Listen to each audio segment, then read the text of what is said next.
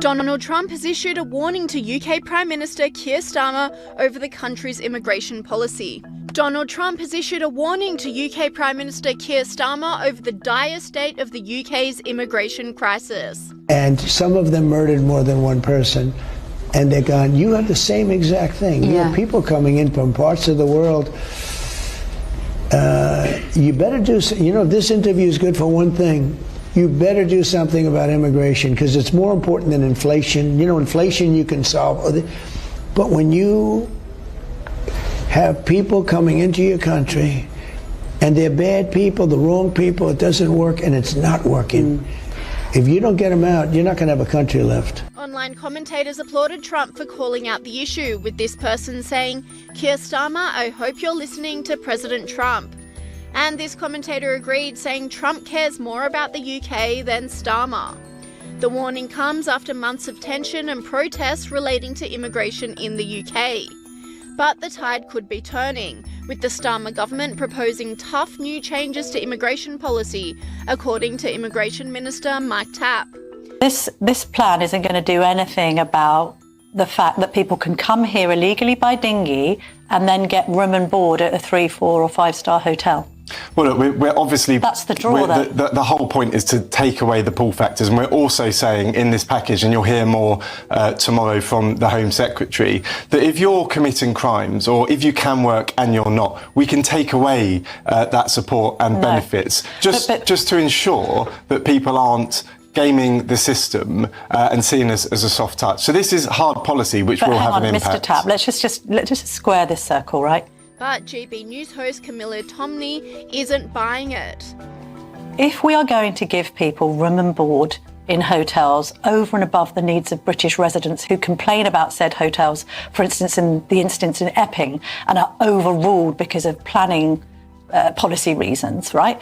If we're going to be saying that in this country you come here illegally by dinghy across the channel, and when you arrive, regardless of whether you've got paperwork, you haven't, you claim this, you claim that, you're going to be given room and board. That's the draw. People aren't going to be fleeing desperately or not, or be economic migrants and care much about how long it takes for indefinite leave to remain to turn into citizenship. They're coming here because they're getting hotel places. Right. Well, firstly, they do care about the package that they receive. And I'll just get straight to your point on hotels. When we came into government, 400 were open. That's now down to 200. And we're moving them out of hotels to basic military sites. So that we're working with the MOD on that now. That's another part of this package to make it less attractive. And Home Secretary Shabana Mahmood confirmed the shake-up, announcing a plan to create the most significant changes to the asylum system in modern times. On Monday, I will announce the most significant changes to our asylum system in modern times. Today, I want to tell you why. Across Europe, asylum claims are falling, but in Britain, they are rising. In the last 4 years, 400,000 people claimed asylum here. Over 100,000 are housed and supported at taxpayers' expense, putting huge pressure on local communities. But we must now go further. We need to reduce the numbers coming here illegally. We need to remove more people who have no right to be here. We will always be a country that gives sanctuary to those fleeing danger, but we must restore order and control. But online commentators are not having it. This person said, "If only you spent as much time actually deporting illegal migrants as you do lying to the British public, pretending to deport illegal migrants." And this commentator agreed, saying, "We cannot be gaslit any longer. I'm sorry." And while some in the UK believe this policy doesn't go far enough, the other side is calling it racist. The daughter of immigrants yourself, these policies that you're promoting will be tough on people like your parents who move because they're ambitious and want a better life for their children. How do you respond to people who say that you're being panicked into a racist immigration policy? I reject that entirely. I am the child of immigrants. My parents came to this country legally in the late 60s and the early 70s. This is a moral mission for me. I can see that illegal migration is creating division across our country. I can see that it is polarising communities across the country. I can see that it is dividing people and making them estranged from one another. I don't want to stand back and watch that happen in my country.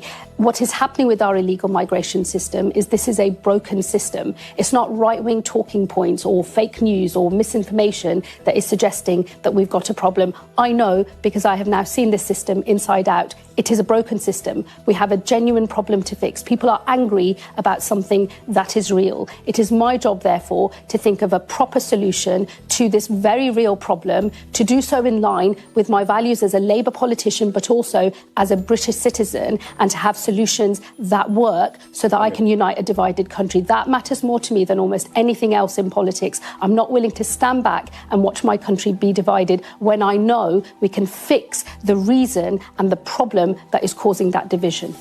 The crackdown on illegals comes after Keir Starmer announced the introduction of a digital ID system into the UK back in September, which put many Brits offside. And that is why today I am announcing this government will make a new free-of-charge digital ID mandatory for the right to work by the end of this Parliament. Let me spell that out. You will not be able to work in the United Kingdom if you do not have digital ID. It's as simple as that. But those who oppose the digital ID says curbing illegal immigration is an excuse and the real reason for it is control. Welcome to Orwell's Britain. Labour is pushing digital ID hard and they say it's going to control migration, but France and Germany have digital ID and they've got record migration, so that's a lie.